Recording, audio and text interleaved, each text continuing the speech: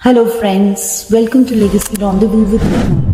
And today we have with us Krishnendu Roy, Senior Teacher, Career Counselor, Mentor and owner of Progress Institute, Kolkata. With over 2 decades of unwavering commitment to the field of education, Mr. Krishnendu Roy is a distinguished academician, a mentor specializing in mathematics and chemistry up to the postgraduate level. As the founder and head of Progress Institute, Kolkata, he currently serves as a senior teacher, career counselor, and student mentor, guiding students towards both academic excellence and meaningful professional pathways. Mr. Roy is known for his student-centric, discipline-oriented approach to teaching. Over the years, he has successfully mentored hundreds of students, many of whom are now thriving professionals in the field such as medicine, engineering, law, aviation, and beyond. His contribution extends beyond the classroom through free tuition programs and specialized career guidance for underprivileged students. Mr. Roy, in future, envisions establishing his own school, one rooted with strong value, academic excellence, and a reformed educational approach focused on student well-being. Mr. Roy's dedication to education has been deeply influenced by his mentors, Mr. Borun Banerjee and Mr. Ashish Sinha, former head of Department Chemistry, Scottish Church College in 1990s. Their exemplary commitment to teaching inspired him to pursue a lifelong mission of educational empowerment and student mentorship. Welcome Krishnendu sir, thank you for coming. আমাদের শোতে আসলেন আপনি, খুব ভালো লাগছে স্যার। মানে how did you decide to become part of this world of academics as a teacher? Actually আমার পড়াশোনাটা ছিল হলো বেঙ্গলি মিডিয়াম থেকে। আমি ছোটোবেলায় খুব কম কথা বলতাম, যেটা এখন অনেক বেশি কথা বলি। মানে আমি ছোটোবেলার কোয়ালিটি আর এখনকার কোয়ালিটির মধ্যে আমার পুরো টোটাল ডিফারেন্স। সবাই বলে যে একসময় এরকম ছিলিস, এখন তুই এরকম, মানে এরকম আর কি। তো সেই জায়গা থেকে বলছি, 1990 সালে আমি মাধ্যমিক পরীক্ষায় পাশ করি। আমার তখন একটু ক্যালকাটা ফিভার হয়েছিল, তখন সবাই যেটাকে ভাইরাল ফিভার, তখন মানে ওই ব্যাপারটা ছিল। যাই হোক, তো খুব ভালো রেজাল্ট করি। বেলেঘাটায় ডক্টর শ্যামাপ্রসাদ মুখার্জি ইনস্টিটিউশন থেকে আমি 10 পাস করি। তারপরে আমার তো সায়েন্সের প্রতি ছোটোবেলা থেকেই একটু ন্যাক ছিল। ঘরে ছোট ছোট ইলেকট্রিক্যাল ইনস্ট্রুমেন্ট বানাতাম, ব্যাটারি চালিত গাড়ি ফাড়ি বানিয়েছি, গাড়িগুলো কিনে সেগুলোকে মডিফাই করে বানাতাম। তো সায়েন্সের প্রতি আমার একটা ছোটোবেলা থেকেই ঝোঁক ছিল। তো যাই হোক, 11-12 সায়েন্স নিয়ে পড়লাম। যখন 1990 সালে মাধ্যমিক পাস করলাম, তখন আমার মাস্টারমশাই, যে আমাকে অ্যাকচুয়ালি এই দিশাটা দেখিয়েছিল, আমার মাস্টারমশাই আমাকে বললেন যে আমি 11-12 তোমাকে তখনই পড়াবো যদি তুমি আমার কিছু বাচ্চাকে পড়াও। আচ্ছা, আমি বললাম মাস্টারমশাই আমি তো সবে 10, আমি কি করে পড়াবো? বলছে না, তোমার মধ্যে সেই জিনিসটা আছে, তুমি পারবে। আমি বললাম ঠিক আছে, দেখি। তো 10 পরীক্ষা দিয়েই আমি প্রথম যে টিউশনটা শুরু করি সেটা হলো ক্লাস 10। ওয়ান্ডারফুল। তো আমার কাছে সেটা মানে ভয়ানক। মানে আমি একদিন আমি পড়াচ্ছি, মাথা নিচু করে পড়াচ্ছি, তো মাস্টারমশাই পিছন দিকে এসে বললো যে মাথা নিচু করে পড়ালে হবে না, আই টু আই কন্ট্যাক্ট রেখে পড়াতে হবে। সেদিন আমার ফার্স্ট এই টিউশনের প্রথম ব্যাপারটা যে বাচ্চার চোখে চোখ রেখে পড়াতে হবে। কিন্তু আমি তো 10 পাস করেছি, মানে পরীক্ষা দিয়ে পাস করবো বা পাস করেছি। সেই সময় একটা যাকে পড়েছি সেও 10। আর এমন অদ্ভুত ব্যাপার, যাকে পড়াচ্ছি, যে 3জনকে একই সঙ্গে 3জনকে পড়ানো শুরু করেছি, 3টেই মেয়ে। এবার আমি একজন, 3টে মেয়ে আমার সামনে বসে রয়েছে, আমারই এজের, তার মধ্যে আবার একজনের বউ। হ্যাঁ, মানে একে তো আমার বয়সী, তারপরে আবার একজন বউ। মানে ভাবতে পারছি না যে তাকে আমি কি করে পড়াবো। হয়তো আমার থেকে বড়, বিয়ে হয়ে গেছে, হয়তো তার 1 বছরের, হয়তো 2 বছরের বড়, আর্লি স্টেজে সে বিয়ে করে নিয়েছে। মানে মাস্টারমশাই এক বন্ধুর বউ আর কি, তাকে পড়াচ্ছি। আমার তো মানে মাথাটা একটু সত্যি কথা লজ্জাও পাচ্ছি। আর বললাম যে ছোটবেলায় আমি কম কথা বলতাম। তো যাই হোক, সেই জায়গা থেকে মাস্টারমশাই প্রথম শিক্ষা হলো চোখে চোখ রেখে পড়াতে হবে, মাথা নিচু করে পড়ালে হবে না। সেদিন আমি ফার্স্ট এই জিনিসটা অ্যাচিভ করেছি। কোনো জিনিসকে জানতে গেলে বা বোঝাতে গেলে চোখে চোখ রেখে, eye to eye contact is very important, right. তো তখন থেকেই আমার এবার টিউশনটা আমি শুরু করেছি। তারপরে 1995 সালে একটা ট্র্যাজেডি হয়ে গেছে আমাদের ফ্যামিলিতে। তো তারপরেও আমি টিউশনটাকে কন্টিনিউ করে গেছি। আমি সাইড বাই সাইড অনেক কিছু কাজ করতাম, যেহেতু একটু ফিনান্সিয়াল কন্ডিশনটা আমাদের খারাপ ছিল। তো 99-এ আমার 95-এ গ্রাজুয়েশন কমপ্লিট হয়ে যায় সবকিছু। তারপরে 95 থেকে 99 পর্যন্ত আমি কোনো পড়াশোনার সঙ্গে মানে টিউশনের সঙ্গে কানেক্টেড ছিলাম, কোনো কিন্তু পড়াশোনা করিনি কিছু।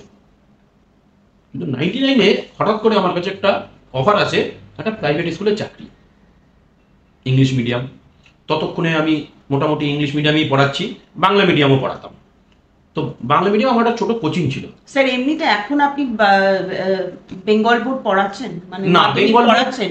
না, বেঙ্গল বোর্ডের ইংলিশ ভার্সন হলে আমি পড়াই। আচ্ছা, ইংলিশ মিডিয়াম হতে হবে।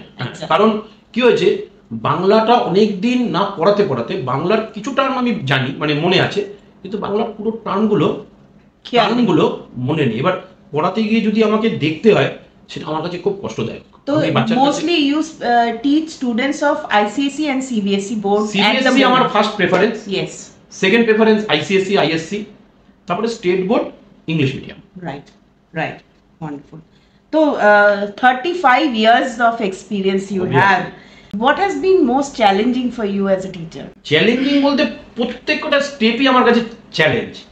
যখন 99 থেকে শুরু করেছি তখন আমি মনে করেছি বাংলা মিডিয়ামে তখন অ্যাকচুয়ালি ছিল নোট ভিত্তিক পড়াশোনা। তারপরে সেইটাকে আমি চিন্তা করলাম যে না, নোট ভিত্তিক পড়াশোনা করে বাচ্চাকে শেখাতে হবে, বাচ্চা ইন্টারেস্ট। কারণ এখনকার বাচ্চারা পড়াশোনা থেকে ভাগে সবাই, মোটামুটি মানে পড়াশোনাটা ছাড়া বাকি সব কিছুতে সে ইন্টারেস্ট। আর বাবা মারা একটা কথা সবাই বলে, আমার ছেলে খুব ভালো কম্পিউটার জানে। And thanks to mobile for that. Mobile আর সবারই বক্তব্য যে আমার ছেলে কম্পিউটার খুব ভালো জানে। আমি এটা বুঝে পাই না, কম্পিউটার চালানো আর কম্পিউটার ভালো জানে দুটোর মধ্যে অনেক তফাৎ আছে। তো যাই হোক, সেই জায়গা থেকে আমি দেখছি যে বাচ্চাদের মধ্যে, তবে আমাদের সময় যেটা ছিল, আমি একটা মানে বলছি 2002-03 পর্যন্ত বাচ্চাদের মধ্যে পড়াশোনার একটা ইচ্ছে ছিল, ইন্টারেস্ট ছিল। কিন্তু 2003-04 পর থেকে বাচ্চাদের মধ্যে সেই ইন্টারেস্ট কিন্তু ধীরে ধীরে কমে যাচ্ছে। অথচ পড়াশোনার চাপটা কিন্তু অনেক কমে গেছে।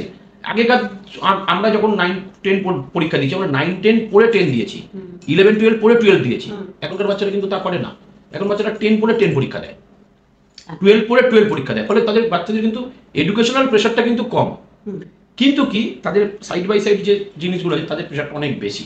এবং এখন তো ফিজিক্যাল অ্যাক্টিভিটি নেই বললেই চলে, ফলে তাদের কাছে সাইড বাই সাইড বলতে গেলে স্যার মোস্টলি এখন ফিজিক্যাল মানে অ্যাক্টিভিটিটা যেহেতু কমে গেছে, আমার মনে হয় এই যে সোশ্যাল মিডিয়া ইনফ্লুয়েন্স আর এখন তো বাচ্চা আমাকে বলছে, আমার বাচ্চা আমাকে, আমার একটা স্টুডেন্ট আমাকে বলছে পড়াশোনা, আমি না পড়াশোনা না করলে না খেতে পেয়ে মারা যাবে। বললো না কে বলেছে, ইউটিউব চ্যানেল খুলবো। সাউথ পয়েন্টের বাচ্চা, সাউথ পয়েন্টের স্টুডেন্ট, সে বলছে না কে বলেছে, আমি ইউটিউব চ্যানেল করবো। ইউটিউব চ্যানেল করলে অত পড়াশোনা করতে হয় না। কিন্তু আমি একটা কথা বলছি, পড়াশোনা করে কোনো জিনিস করা আর পড়াশোনা না করে কোনো জিনিস করার মধ্যে অনেক তফাৎ। অতএব যা কিছুই করতে হবে, আমরা মানে আমার মাস্টারমশাইয়ের কথা আমি বলি, আমার জীবনটাকে টার্ন আপ করেছে যে মাস্টারমশাইয়ের কথা বলছিলাম, মিস্টার বরুণ ব্যানার্জি। উনি ব্যাংকে চাকরি করতেন, এখন অবশ্য রিটায়ার। মাস্টারমশাই প্রচুর ছাত্রছাত্রী পড়িয়েছেন। তার মেয়েকে পড়াবার জন্য তিনি যাকে চয়েস করেছিলেন, ওনার এত স্টুডেন্টের মধ্যে সে হলাম আমি। এটাই আমার কাছে বিরাট প্রাপ্তি। আর চ্যালেঞ্জ বলতে প্রত্যেক বাচ্চার জন্য আলাদা আলাদা চ্যালেঞ্জ। কোনো বাচ্চা কিভাবে পড়বে সেটা টোটালি ডিপেন্ড করে তার এনভায়রনমেন্টের উপরে। একদম। আর তার যে একটা সাবজেক্টের প্রতি ইন্টারেস্ট বাড়ানো, এটা একটা টিচারের অনেক বড় অবদান আছে। এটা আজকাল বাচ্চা যে সায়েন্স যারা পড়ছে বা যে সাবজেক্টটি পড়ছে, সে যদি চোখের সামনে সেই জিনিসটা, আমরা এরকম দেখেছি অনেক বাচ্চা 12 পাস করে গেছে বা 12 পড়ছে বা 11-12 পড়ছে, কার্বন ডাইঅক্সাইড সে জানে, কিন্তু কার্বন ডাইঅক্সাইড যে সে গ্যাস নাকি সলিড নাকি খায় না মাথায় দেয় সেটা সে জানেই না। কার্বন ডাইঅক্সাইড মানে ওটা একটা আছে কেমিক্যাল, আর এই কেমিক্যালটা কি সেটা যদি সে না বোঝে, তাহলে ইন্টারেস্ট আসবে কি করে? একদম সেই জায়গাটা মনে হয় কোথাও একটা খামতি রয়ে গেছে টিচারদের কাছে। আমি কোন আজকের যুগে যে বাচ্চাদের মধ্যে গার্জিয়ান, আমরা কি করি, গার্জিয়ানরা সবসময় ছোটবেলাটা কি করি, নিজেরা পড়াই, খুব ভালো পড়ায়, বাবা মার থেকে বড় টিচার কেউ নেই, এটা আমি মনে করি। এখন বাবা মারা সবাই দুজনেই বিজি, কারণ সংসারের যা অবস্থা, তাতে একটা সংসার চালাতে গেলে দুজনের কন্ট্রিবিউশন খুব ইম্পর্টেন্ট। এবার বাবা মা দুজনেই ব্যস্ত, আর এখন সব নিউক্লিয়ার ফ্যামিলি, জয়েন্ট ফ্যামিলি নেই বললেই চলে। ছেলে মেয়ে বাড়িতে যারা থাকে তারা মোটামুটি 10-12 ঘন্টা একাই থাকে, কাজের লোক থাকে হয়তো, ফলে তারা সেই জায়গাটাই পায় না শেখার। ফলে এবার যে টিচার আসে সে টিচার করে কি, বাড়িতে বাবা নেই বা মা নেই, তাড়াতাড়ি পড়িয়ে চলে যায়। অনেকের বাড়িতে, যাদের বাড়িতে ক্যামেরা আছে তাদের বাড়িতে ঠিক আছে, কিন্তু অনেক টিচারকে আমি দেখেছি, আমারই সব যারা বন্ধু বান্ধব পড়ায়, বাচ্চাকে পড়াতে দিয়ে নিজে দেখি মোবাইলটা নিয়ে হোয়াটসঅ্যাপ করছে।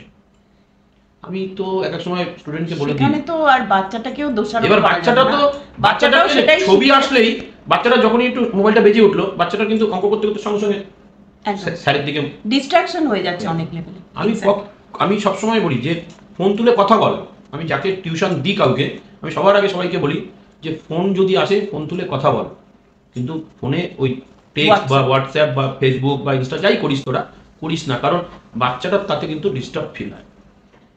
আমি বাড়ির ফোন ছাড়া, খুব ইম্পর্টেন্ট ফোন ছাড়া স্টুডেন্টের সামনে ফোন আমি তুলি না। রাইট, এটা খুব দরকারি একটা, খুব দরকার। Exactly sir. সব স্টুডেন্টই তো আর খুব তাড়াতাড়ি যে জিনিসগুলো পিক আপ করে এরকম তো কোনো ব্যাপার না। There are many students who are very slow learner, কিন্তু যখন তারা জিনিসগুলো শেখে খুব ভালো করে শেখে। তো সেই স্লো লার্নারদের জন্য আপনি তাদেরকে কি করে ডিল করেন? স্লো লার্নার বলতে অ্যাকচুয়ালি স্লো লার্নার সেইভাবে আমি বলবো না, স্লো আন্ডারস্ট্যান্ডিং হতে পারে, লার্নার ঠিক বলা যায় না, আমি বলি না, কারণ বাচ্চারা বোঝে না বলেই বাচ্চারা সেটাতে ইন্টারেস্ট পায় না।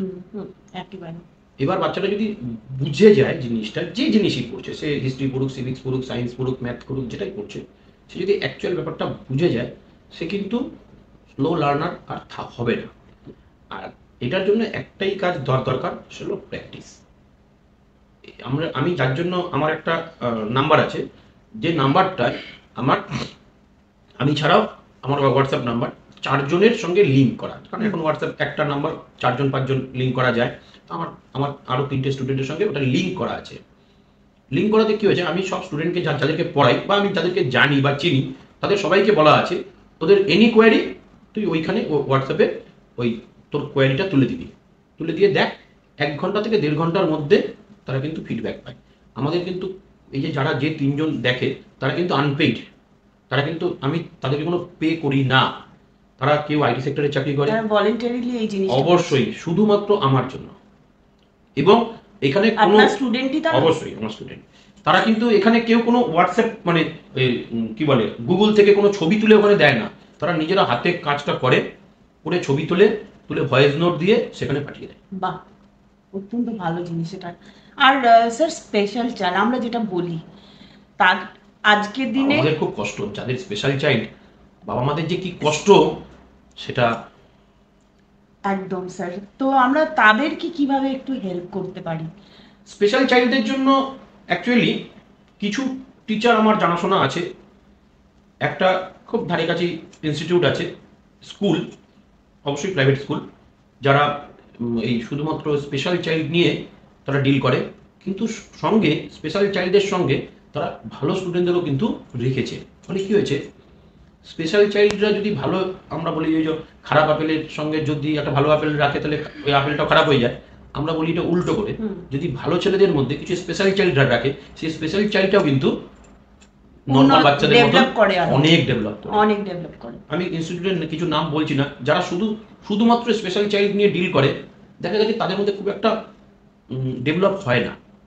যদি ভালো বাচ্চার সঙ্গে যদি ওই স্পেশাল চাইল্ডদের, কিন্তু সেখানে স্যার আমাদের এই জিনিসটাও খেয়াল রাখতে হবে যে এখানে বুলিং টুলিং কোনো রকম না, ওদের জন্য স্পেশাল চাইল্ড আছে বলে, মানে স্কুল আমি ডেসক্রিপশনে দিয়ে দেবো, 2-3টে এরকম স্কুল আছে, একটা সল্ট লেকে আছে, একটা তো সল্ট লেকেই আছে, যারা স্পেশাল চাইল্ডদের জন্য কিছু কোটাই রাখা রয়েছে, যে পার ক্লাসে 2 জন বা 3 জন স্পেশাল চাইল্ডকে তারা ভর্তি নেয়, এবং তার জন্য টিচার আছে রাখা, যে ওই টিচাররা আফটার স্কুল তাদেরকে স্পেশালি গাইড করে, এবং তারা কিন্তু কম নাম্বার পেলে টিচাররা কিন্তু তাদেরকে কোনো বকা ঝকা কিছু করে না, বরং দুটো আরো ভালো বাচ্চার সঙ্গে বসিয়ে রেখে তাকে ইন্সপায়ার করে। এটা কি নরমাল কারিকুলামের মধ্যেই পড়ে নাকি অবশ্যই। এদের জন্য সেপারেট কোনো না কিছু? না, Oh, একদম wonderful. নরমাল, একদম Wonderful. সিবিএসসির যা কারিকুলাম আছে সেই কারিকুলামই তারা ফলো করে। তারা ওই সেম রেগুলার সাবজেক্ট, যে রেগুলার সাবজেক্ট আছে সেই রেগুলার সাবজেক্ট নিয়েই পড়াশোনা করে। তাদের জন্য সিবিএসসিতে প্রচুর সাবজেক্ট। এবার এদের জন্য মানে একটা স্পেশাল চাইল্ডের জন্য ধরুন কোনো লেসন প্ল্যানস আগের থেকে করা? হ্যাঁ, তারা ওই বাচ্চাকে, যেহেতু তারা স্পেশাল চাইল্ড, তাদের সিলেবাসটাকে অনেক ছোট করে দেয়। যে এইটা নিতে পারছে না, অতএব তার জন্য সিলেবাসটাকে একটু wonderful. ছোট করে দিল। কিন্তু তার নম্বরটা কিন্তু ওই 80তেই কিন্তু ক্যালকুলেট করা হয়, আচ্ছা। যেহেতু 20 মার্কস মানে ইন্টারনাল যেটা থাকে। আমি বুঝলাম, লেট মি এক্সপ্লেইন স্যার। ধরুন আমাদের 4টে টপিক, নর্মাল একটা বাচ্চা 4টে টপিক পড়ছে, এই বাচ্চাটা হয়তো একটা টপিক মাথায় নিতে পারছে না, সেখানে সে 3টে টপিকে পড়বে, অপর এমফাসাইজ করে যাতে ওর নাম্বারটা যাতে উঠে আসে। Wonderful, that is a very good idea. School মানে এদেরকে নিচ্ছে এবং স্কুল খুব গ্ল্যাডলি বলছে যে তোমরা আসো আমার স্কুলে, আমি নেব। মানে আমার নিজের পরিচিত লোকজন স্কুলে আছেন, স্কুলের টিচারদের সঙ্গে আমার কথা হয়, এবং আমি আজকে দেখি এখন অনেক সিবিএসসি স্কুলে এক্সট্রা কারিকুলাম অ্যাক্টিভিটি দিয়ে ভর্তি করে রাখে বাচ্চাকে, আজকে দিয়েই বলছে কালকে করে আনবে। এবার বাচ্চাটা তো আদৌ কিছু করে না, করে তো বাবা মা। প্রজেক্ট একটা বাচ্চাকে যদি কালকে একটা দিয়ে দিল, এই প্রজেক্টগুলো কালকে করে নিয়ে আসবে, বাচ্চাটা কি সম্ভব? রাত্রিবেলা তখন তো বাবা বলবে, মা বলবে, এই তুই পড়, প্রজেক্ট আমি করছি। আগে তো তাও হাতে লেখা ছিল, এখন কি হাতে লেখা আছে না এখন সব পাওয়ার পয়েন্ট প্রেজেন্টেশন? না, হাতে লেখা। হাতে লেখা, মানে আপ টু 10 পর্যন্ত সব হাতেই লেখা, 12ও হাতে লেখা, প্র্যাকটিক্যাল খাতা সব হাতে লেখে। আচ্ছা। আমি তো এখন দেখি, বলবো কি, মানে 80-90% বাচ্চা দেখি যে গার্জিয়ান লিখে দেয় প্রজেক্ট খাতা। আমি তো সবাইকে বলি, আরে বাচ্চা লিখলে তো কিছুটা শিখবে। এক্স্যাক্টলি, সে যদি দেখেও লেখে, ওই দেখে লেখাতেও তার অনেক শিখবে। শেখা আছে। আমার কাছে কথা হলো যে একটা যে কোনো জিনিস কোনো বাচ্চা যদি লেখে, অটোমেটিক্যালি তার কিছুটা তো, কারণ সে তো পড়ে পড়ে লিখছে, তো তার তো অটোমেটিক্যালি কিছু না হবে। একদম একদম বাবা মা লিখে দিলে বাবা মার পড়াশোনা হলো। একদম। এবার স্যার ধরুন আপনার পড়ানোর মেথডটা যদি সেইটা হবে, আপনি কি টেকনোলজিক্যালি ধরুন পাওয়ার পয়েন্ট প্রেজেন্টেশন দিয়ে স্লাইড শোজ করে এইভাবে করেন, নাকি একদম ওল্ড স্কুল টাইপেরই? না না ইয়েতে আপনি না, এখন ব্যাপারটা হয়েছে, আমি যে প্রথমেই বলছিলাম যে বাচ্চা যদি না দেখে জিনিসটা, আমরা যখন, মানে আমি কেমিস্ট্রির কথা বলছি, কারণ ফিজিক্সে তবু তো দেখানোর অনেক জায়গা আছে। কেমিস্ট্রিতে কেমিক্যালগুলো যদি একটা বাচ্চা না জানতে পারে যে সোডিয়াম কেন কেরোসিন তেলের মধ্যে ডুবিয়ে রাখা হয়, বাইরে রাখা হয় না, তো কার্বন ডাইঅক্সাইডটা গ্যাস না সলিড, তাহলে স্যার বলছে গ্যাস, তো আমি দেখছি সলিড, স্যার বললো যে গ্যাস। এই ব্যাপারগুলো বাচ্চাটাকে, যদি বাচ্চাটার কাছে ক্লিয়ার আইডিয়া থাকে, তাহলে বাচ্চাটা কিন্তু পড়বে। আমরা যার জন্য করি কি, বাচ্চাকে প্রথম বইটা পড়ে একটা মাথায় অনেক ফার্স্ট, আমার যেটা থাকে যে বাচ্চাকে প্রথমে যে স্কুলের বইটা, কারণ বাচ্চা কম নম্বর পেলে তো গার্জিয়ান ফার্স্ট আমাকেই বলবে, স্যার আপনি কি পড়িয়েছেন, বাচ্চা তো নম্বর পায়নি। তো বাচ্চাকে আগে বইটা পড়াতে হবে। বইটা পড়ানোর পরে একটা নোটস, মোটামুটি ওর যে একটা সারসংক্ষেপ, মানে যেটাকে আমরা বলি সিনাপসিস, সেই সিনাপসিসটা আমরা বাচ্চাকে প্রোভাইড করি। হয়ে গেল। তারপরে ওই মধ্যে এখন সিবিএসসি বোর্ডের পুরো ব্যাপারটাই অ্যাক্টিভিটি বেসড। তো আমরা বাচ্চাকে কিছু অ্যাক্টিভিটি দেখাই ইউটিউবে, বা আমার কিছু তৈরি করা অ্যাক্টিভিটি থাকে, যে অ্যাক্টিভিটিগুলো দেখালে কি হয়, বাচ্চাকে আমি কখনো অ্যাক্টিভিটিটা দিয়ে আসি না যে তুই এটা বাড়িতে দেখে নিবি। বাচ্চা দেখবে, তখন ওই অ্যাক্টিভিটি দেখার সঙ্গে সঙ্গে সে অন্যান্য ইউটিউবে চ্যানেলগুলো বসে থাকবে। ও বলবে, না না স্যার বলে গেছে দেখতে হবে না, আমি এরকম দেখাই না। আমি বলি, আমার সামনে তুই দেখ জিনিসটা, দেখে বুঝলি, ব্যাস, এবার তুই বই পড়। বাড়িতে দেখার জন্য আমি ছাড়ি না ওইগুলো, সেটার আন্ডারস্ট্যান্ডিংটা আরো বেটার হয়। তবে বাচ্চা যদি কোনো জিনিস চোখে দেখে না, ওর একটা ইমেজ ফর্ম হয়ে যাবে, তো তখন টেক্সটের সাথে ও রিলেট করতে পারবে অনেকটা। মানে hard work plus smart work দুটো কম্বিনেশন হয়ে যাবে। এইটাই আপনাকে আগে জিজ্ঞেস করা, আজকালকার বাচ্চারা প্রত্যেকেই মানে আমি একটা টাইমে পড়িয়েছি নিজেও, তো প্রত্যেকটা বাচ্চাই এখন হার্ড ওয়ার্কের সাথে কিন্তু স্মার্ট ওয়ার্ক করছে। তার যারা হার্ড ওয়ার্কের সঙ্গে স্মার্ট ওয়ার্ক করে তারা কিন্তু একটা জায়গায় পৌঁছায়, যারা স্মার্ট ওয়ার্ক করার চিন্তা করে তারা পৌঁছায় কিন্তু মনে হয় না সেই জায়গাটা পায়। এই যে আজকের যুগে নিট সবাই দিচ্ছে, একটা ইনস্টিটিউশনে নিটের বাচ্চা দেখি না হলেও 500, 600, 800 বাচ্চা নিয়ে, এবার ওই 800 বাচ্চাই যদি ডাক্তার হয়ে গেল তাহলে পেশেন্ট হবে কে? হ্যাঁ, তো আমি সেই জায়গা থেকে বলি, আর বাবা মারা খুব কষ্ট করে এইসব ইনস্টিটিউশনে পড়ায়। আদেও মেডিকেল স্কুলগুলোতে এত সিট আছে? সেটা তো আসছি এরপরে। না, তবে বাবা মাদের বলবো, মানে এটা গার্জিয়ানের উদ্দেশ্যে বলবো, আপনার বাচ্চার কোয়ালিটিটা আগে জানুন, যে বাচ্চাটা 720 নিটের মধ্যে কতটা পেতে পারে। কারণ বাবা মার থেকে ভালো জিনিস কেউ জানে না, বিশেষ করে মা। কারণ আমরা প্রত্যেক ক্ষেত্রে দেখি যে মা ছেলে মেয়ে সব কিছু জানে, কিন্তু বলে না। মানে যখন বলছে সে তখন ঠিক যেটা তার বাচ্চা নয় সেটাই বলছে, যে আমার ছেলে তো সারাদিন স্যার বই নিয়ে বসে থাকে। আমি দেখেছি আমার কাছে ক্যান্ডিডেট বলছে আমার ছেলে মেয়ে তো 14 ঘন্টা পড়াশোনা করে, এত কম নাম্বার পেলো। ওই দেখুন ওর বাচ্চা কিন্তু এতক্ষণ পড়াশোনা করে না, সে অত নাম্বার পাচ্ছে। Right right. তো স্যার মানে কনসেপ্ট বিল্ডিং এর জন্য আপনি ভিজুয়াল কিছু জিনিস আছে যেগুলো চোখের সামনে রাখতে হয়, যেমন অঙ্কের ফর্মুলা আমরা এখনো বাচ্চাদেরকে কি করি, প্রিন্ট আউট করে দিই, দিয়ে বলি যে দরজার সামনে, ক্যালেন্ডারের পিছনে রেখে দে, চোখে দেখতে দেখতে অটোমেটিক্যালি মুখস্থ হয়ে যাবে। পিরিয়ডিক টেবিল, আমরা এরকম বাচ্চাকে দেখেছি, আমার কাছে এরকম বাচ্চা আছে 92 খানা এলিমেন্টস সে মুখস্থ, তার আমার মুখস্থ নেই একদম, সত্যি কথা। আমার স্টুডেন্টের মুখস্থ। কেন মুখস্থ? ওরা বাড়িতে বিরাট পিরিয়ডিক টেবিল ওর বাবা লাগিয়ে দিয়েছে একদম দেওয়াল জুড়ে, ও সারাদিন ধরে যখনই সময় পাই ওগুলো দেখতে থাকে। আমি ওকে জিজ্ঞাসা করলাম তো মুখস্থ হলো কি করে, সে দেখতে দেখতে। তো এটা একটা বিরাট জিনিস, দেখতে হবে চোখে। এবার স্যার যারা বোর্ড এক্সামে অ্যাপিয়ার করছে তাদেরকে আপনি কিভাবে বলবেন, মানে কিভাবে তাদের প্রিপারেশনে আপনি হেল্প করেন? প্রথমত বোর্ড এক্সামের যারা বিশেষ করে 10 আর 12 পরীক্ষা দিচ্ছে, আমি প্রত্যেক ক্লাসের জন্যই সেম কনসেপ্টটা রাখি, তবে বোর্ড এক্সামের জন্য একটু স্পেশাল থাকে। আমি চেষ্টা করি বাচ্চাদেরকে অ্যাটলিস্ট 2 থেকে 3 মাস আগে সিলেবাসটাকে কমপ্লিট করা। আর এখন সব অ্যাক্টিভিটি বেসড কোশ্চেন। যদি বাচ্চা মানে আমার কাছে চ্যালেঞ্জিং হলো, আমি একটা কথা বলি মাঝখানে, আমি এটা বলতে ভুলে গেলাম। আমার কাছে এক সময় আমার কাছে প্রচুর বাচ্চা আসতো। সিবিএসসিতে একটা ব্যাপার আছে, সিবিএসসিতে প্রথম যে পরীক্ষাটা হয় মার্চ এপ্রিল মাসে, বা এখন তো ফেব্রুয়ারি মার্চে, পরীক্ষায় কম্পার্টমেন্ট আছে। 10-এ 2টো সাবজেক্ট পেলে সে কম্পার্টমেন্ট দিতে পারে, 12-এ একটা সাবজেক্টে, মানে 5টা সাবজেক্টের মধ্যে একটা সাবজেক্ট ফেল করলে সে কম্পার্টমেন্ট দিতে পারে। সেটা 45 ডেজের মধ্যে পরীক্ষাটা হয়। এই মানে মেন পরীক্ষার রেজাল্ট আর কম্পার্টমেন্টের মধ্যে ডে ডিস্টেন্স হলো 45 ডেজ ম্যাক্সিমাম। আমার কাছে এরকম প্রচুর ক্যান্ডিডেট আসতো যারা অ্যাডমিশন নিয়ে নিয়েছে কোথাও, স্যার এই 45 ডেজে এই বাচ্চাটাকে পাস করতে হবে। আমি চ্যালেঞ্জ নিয়ে আজ পর্যন্ত আমি যাকে এই কম্পার্টমেন্টের জন্য পড়িয়েছি, বিশেষ করে কেমিস্ট্রি, ম্যাথ বা ফিজিক্স, সে আজ পর্যন্ত তার মানে ইয়ার লস হয়নি। আমার সল্ট লেকেই একজন স্টুডেন্ট ছিল যে মেডিকেলে অলরেডি অ্যাডমিশন, মানে সে ইয়েতে চান্স পেয়ে গেছে, তখন এআইপিএমটি ছিল, তখন নিট ছিল না, এআইপিএমটিতে সে মেডিকেলে চান্স পেয়ে গেছে বাচ্চা। তখনকার সময় তো ওই সিট বুকিং করে আসতে হতো, তো করে ফেলেছে, কিন্তু বাচ্চা কম্পার্টমেন্ট পেয়ে গেছে। বাচ্চা তো পাস না করলে তো মেডিকেলে হবে না।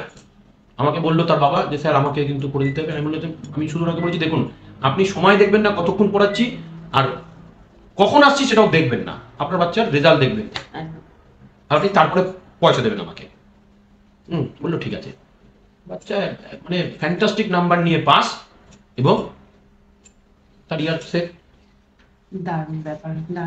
তো স্যার পেপার সলভিং এ তো ধরুন একটা টাইম ম্যানেজমেন্টের একটা বিশাল দরকার, যে একটা টাইমের মধ্যে জিনিসগুলো আমরা চিন্তা করি যদি কেউ ফুল সিলেবাসের উপরে পরীক্ষা দেয় 2.5 আওয়ার্স তাকে দেওয়া হয়। 3 ঘন্টা বোর্ড দেয়, আমি 2.5 ঘন্টা দিই। যদি এই হ্যাবিটে সে হ্যাবিচুয়েটেড হয়ে যায়, আরাম করে সে 3 ঘন্টায় পুরো পেপার সলভ করে আসতে পারবে।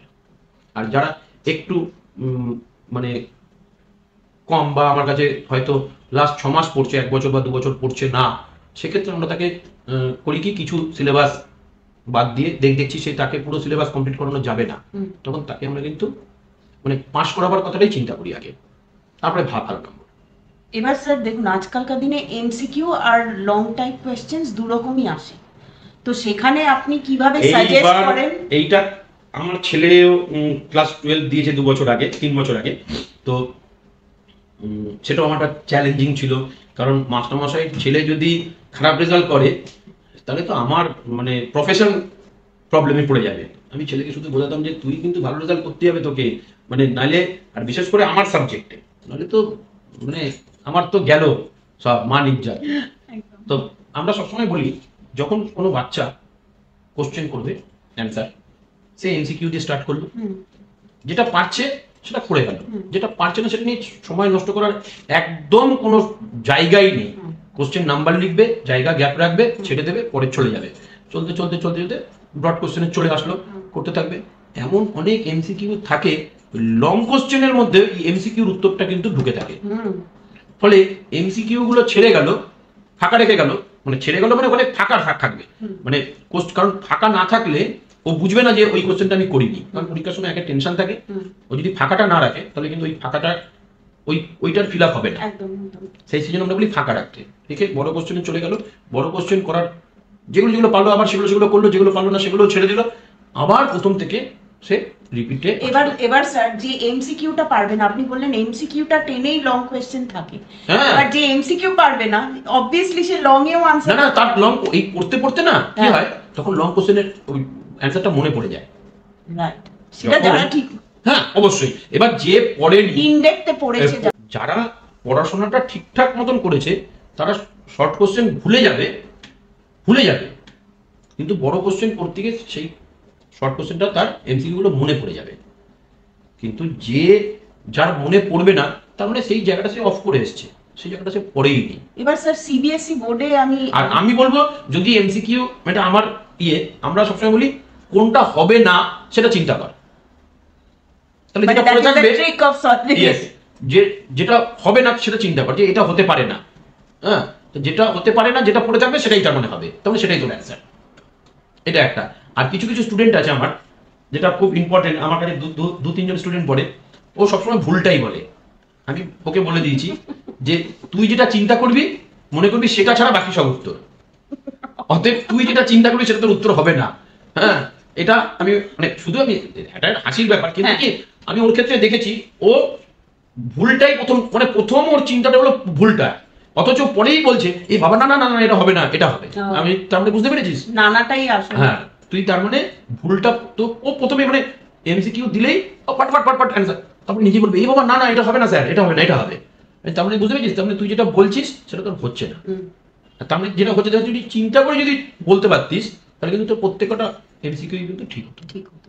আর এখন তো পাস করা খুব easy, 20 marks MCQ, 20 marks long type, তারপরে ছোট কোশ্চেন থাকছে, অ্যাসারশন রিজনিং থাকছে, মানে 23 ফিজিক্স কেমিস্ট্রি যেগুলো প্র্যাকটিক্যাল ওরিয়েন্টেড 23 পেতে হয়, 70 পরীক্ষা 23 পেতে হয়। 23 পেতে গেলে মানে আমি এই রিসেন্ট আমি রেজাল্ট দেখছি, কিছু বাচ্চা সিবিএসইতে 4 পেয়েছে, এই আমার কাছে আছে রেজাল্ট, 4 পেয়েছে, 5 পেয়েছে, 7 পেয়েছে। আমি বলছি বাচ্চাটা তাহলে কি পড়েছে? এবং সবথেকে বড় কথা যে টিচার গাইড করেছে, আমি সবসময় বলবো টিচারের কথা।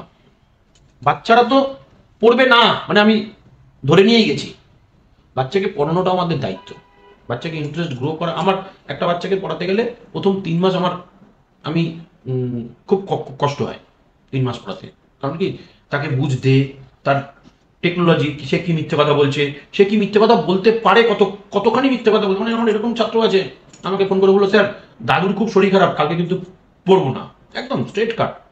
পরে জানলাম ওর দাদুই মারা গেছে 5 বছর আগে।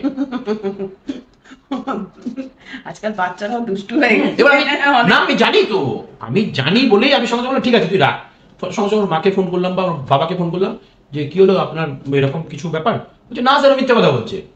আমি ছেলেকে কিন্তু তার জন্য বললাম না যে আমি জানতে পেরেছি। আমি পরে বললাম ঠিক আছে তোর দাদুর শরীর খারাপ তো, ঠিক আছে আমি তোর বাড়ি যাচ্ছি, আমি তোকে পড়িয়ে আমি আর তুই একসঙ্গে তারপরে দেখতে যাবো তোর দাদুকে, তুই একটু 1 ঘন্টা থাকিস। হ্যাঁ, আমি ওরকম করি না যে ছাত্র বলে দিল তাহলে আর যাবো না। স্যার এবার 12 এর পর স্টুডেন্টরা বেসিক্যালি বুঝতে পারে না যে তারা নেক্সট কি পারসিউ করবে। আমি 12 বছর অ্যাজ এ কেরিয়ার কাউন্সিলর হিসাবে একটা কলেজে কাজ করছি। ফ্যাকাল্টি তো ছিল আমি কলেজে, কেরিয়ারও দেখতাম।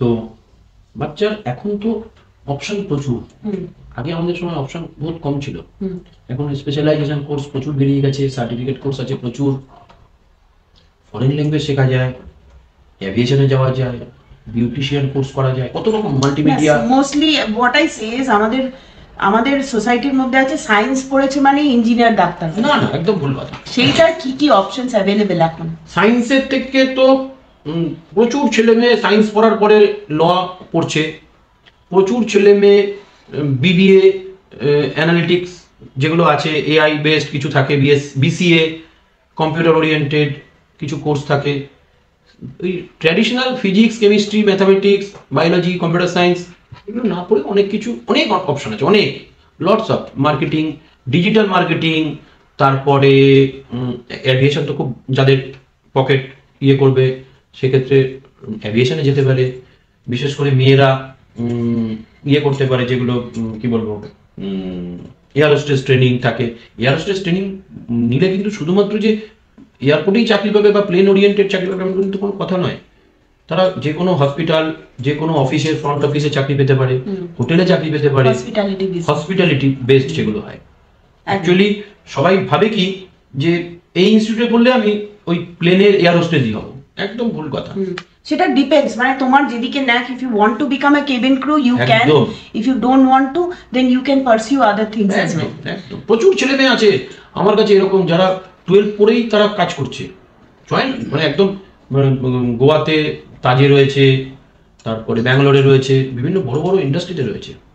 স্যার এইবার যে 12 এর পর যে অ্যাডমিশন প্রসিজিওর গুলো সেগুলো তো আপনি দেখে দেন, আপনি চ্যানেলাইজও করে দেন স্টুডেন্টদের যে সে এই অপশনে অ্যাডমিশন নিতে পারে। প্রথম কথা যে কলেজগুলো প্রথমে আমরা চাই যে বাচ্চার সঙ্গে 1:1 বসে কথা বলা, কারণ অনেক সময় কি হয় বাবা মা প্রেশারাইজ করে যে তোকে ইঞ্জিনিয়ারিংই পড়তে হবে, আমি এটা একদম পছন্দ করি না। আমার ছেলেকে দিয়ে বলি, আমার ছেলে মেডিকেলে নাম্বার পেয়েছিল, মানে প্রাইভেটে পড়ার অপশন সে পেয়েছিল, র্যাঙ্ক করেনি অত ভালো, অনেক দূরে র্যাঙ্ক, মানে প্রাইভেট পড়ার জন্য সে মানে কাট আউট যে মার্কসটা থাকে তার থেকে অনেক বেশি পেয়েছিল, ফলে he was eligible to get admission in private medical college. আমি ছেলেকে জিজ্ঞাসা করলাম, যদিও আমার বিয়ন্ড মাই পকেট, আমার পকেট পড়তো না, তা সত্ত্বেও ছেলেকে বলেছি যে তুই কি মেডিকেল করবি, আমার এক বন্ধু আছে তার মেডিকেল কলেজ আছে ব্যাঙ্গালোরে, সে আমাকে যখন বললো রিকোয়েস্ট করলো যে তোমার ছেলেকে দিয়ে দাও আমার কাছে, আমি 5 বছর পড়িয়ে তোমার ছেলেকে ফেরত দেবো, এবং যে টাকা বলেছিল সেই টাকাটা আমি করতে পারতাম।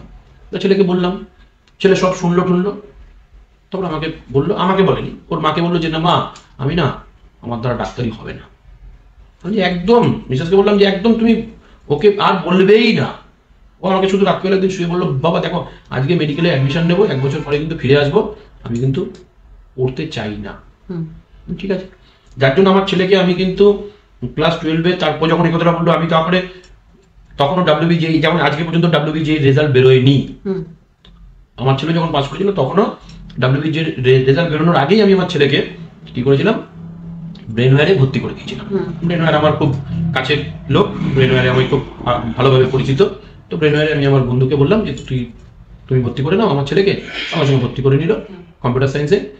তারপরে তো যখন ওর WBJEE-তে নাম আসলো, কাউন্সিলিং হলো, ওর মেঘনাথ সাহেব পেয়ে গেল, মেঘনাথ সাহেব ভর্তি হয়ে গেছে, কোনো ব্যাপার না। আমি আমার ছেলের চয়েস প্রায়োরিটিটা, হ্যাঁ স্ট্রিমটা আমি চয়েস করেছি, ও কম্পিউটার সায়েন্স, আমি বললাম কম্পিউটার সায়েন্স AIML নে তোর ভালো হবে, কারণ ডেটা সায়েন্স এই আছে, সিলেবাসটা দেখালাম, তো বাচ্চার চয়েসটা খুব ইম্পর্টেন্ট। অ্যাবসলিউটলি। এবার স্যার সেখানে বাচ্চারা যদি আপনাকে কন্ট্যাক্ট করে, সেখানে আপনি অবশ্যই অ্যাডমিশন প্রসিজার উইথ গার্জিয়ান, বাচ্চা কন্ট্যাক্ট করার থেকে আমি মনে করি, কারণ গার্জিয়ানের সাপোর্ট না থাকলে, অনেক বাচ্চার আছে দেখা যায় যে বাচ্চার অনেক বড় বড় স্বপ্ন, কিন্তু গার্জিয়ানকেও সেটা জানতে হবে যে বাচ্চার কি স্বপ্ন আছে। কারণ অনেক সময় দেখা যায়, আমি দেখেছি বাচ্চা যে নাম্বারটা পেয়েছে, নাম্বারটা মানে পরবর্তীকালে ওর ম্যাথসে হয়তো খুব কম নাম্বার, সে হয়তো যে জিনিসটা চাইছে, তখন আমি তাকে বলি যে তুমি ওইটা নিতে পারো, কিন্তু তুমি এখন যখন কলেজ শুরু হয়নি তখন এই যে সাবজেক্টে তুমি কম পেয়েছো সেটার উপর আগে ফোকাস দাও, আগে এটাকে স্ট্রং করো, তারপরে তুমি ওই কোর্সটা শুরু করো, নাহলে কিন্তু ওই কোর্সটায় তুমি পারবে না ঠিক করে রেজাল্ট। যে কোনো কলেজ, আমি মোটামুটি ইঞ্জিনিয়ারিং, মেডিকেলে তো কাউন্সিলিং অটোমেটিক্যালি গভর্নমেন্ট থেকেই হয়। প্রাইভেট কিছু মেডিকেল কলেজ আছে আমাদের ওয়েস্ট বেঙ্গলের বাইরেও কিছু মেডিকেল কলেজ আছে যাদের সঙ্গে আমি কাজ করেছি, সেখানে অ্যাডমিশন পাওয়া যায়। সবকটাই অ্যাডমিশন প্রসিজারে আপনি হেল্প করে দিতে পারেন।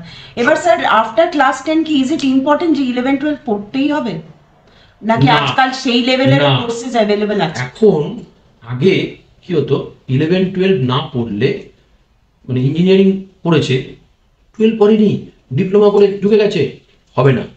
কিন্তু diploma is equivalent to class 12, already it is registered. আর যেহেতু ডিপ্লোমাতে না, একটা খুব ভালো জিনিস আমি বলি, ডিপ্লোমাতে কিন্তু বাচ্চাদের শেখানো হয় হাতে কলমে, ডিগ্রি কোর্সে কিন্তু হাতে কলমে শেখানো হয় না, সেটা খুব ইম্পর্টেন্ট। অনেক সেক্টর আছে। তার মানে 10 করে আপনি ডিপ্লোমা করে তারপরে ল্যাটারাল এন্ট্রি করে সে বিটেক করলো, একদম সেইটাও अवेलेबल আছে, আর সেটার জন্য আপনি গাইড করে দেন totally.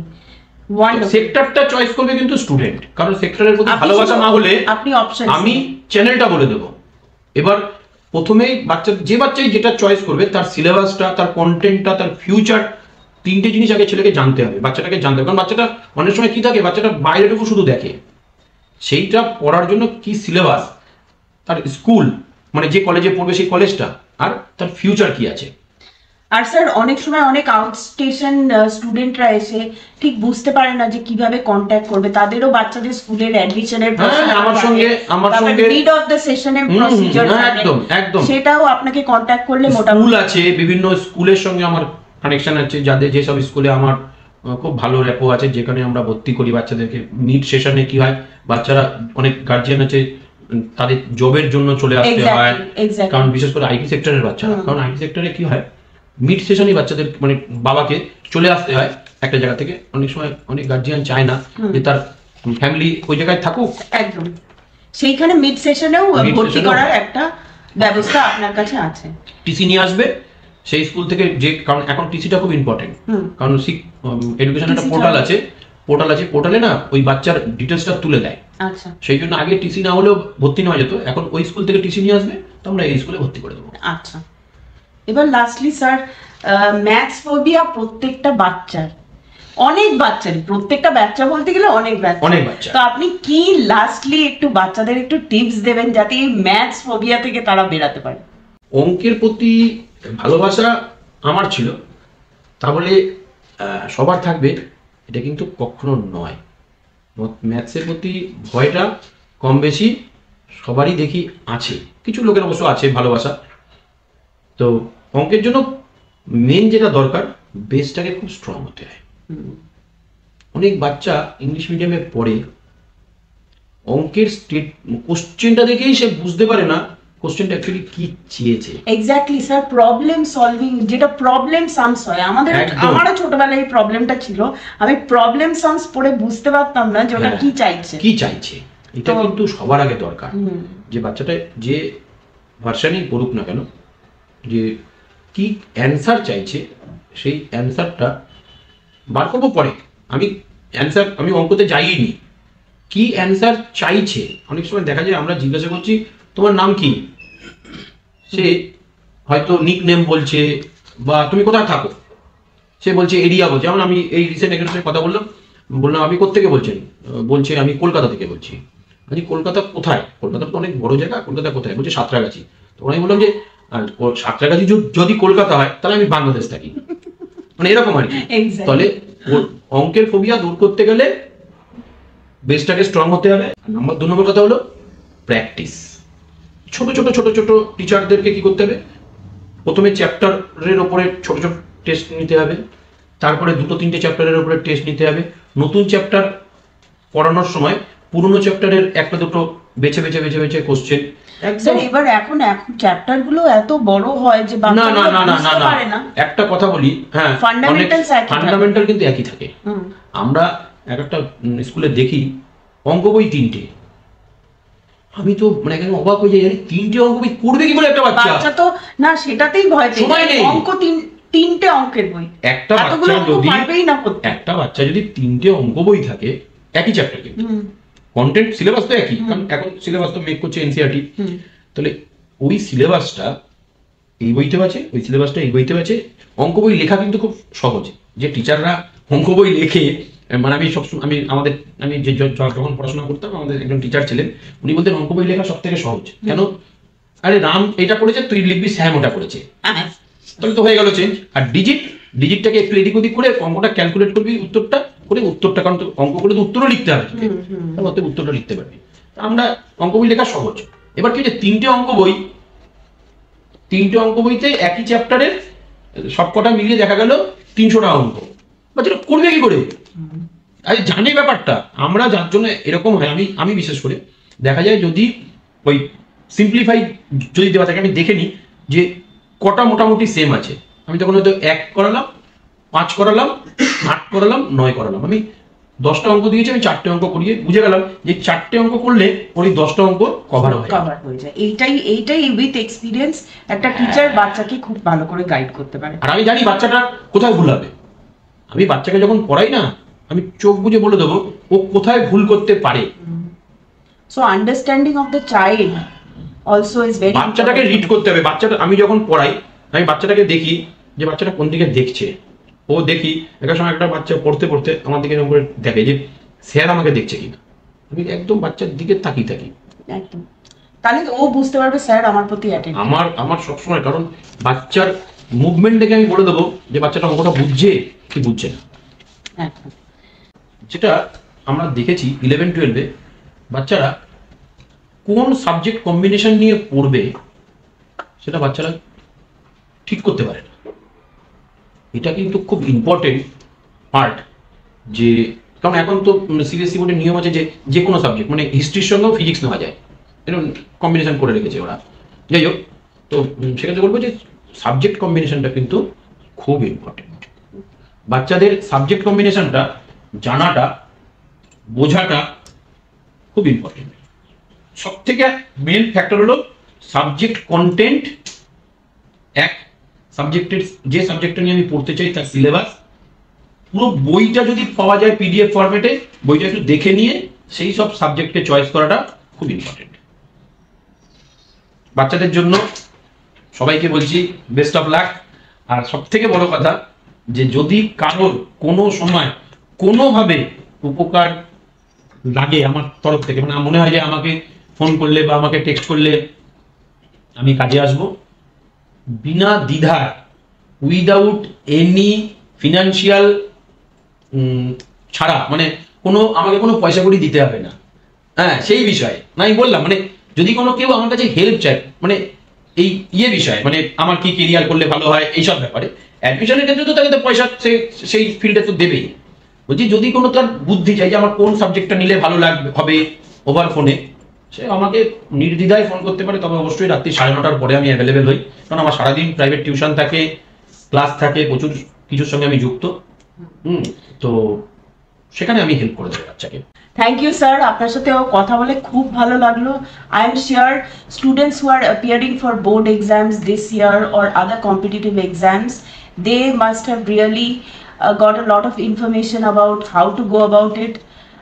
Krishnendu sir has told us that there are certain admission procedures that can be carried out, and there are a lot of options as far as pursuing your studies after 12. So if you want an insight and if you have any questions, please comment on our channel, and we shall get back to you with a proper answer so that it can be helpful for you. Thank you so much.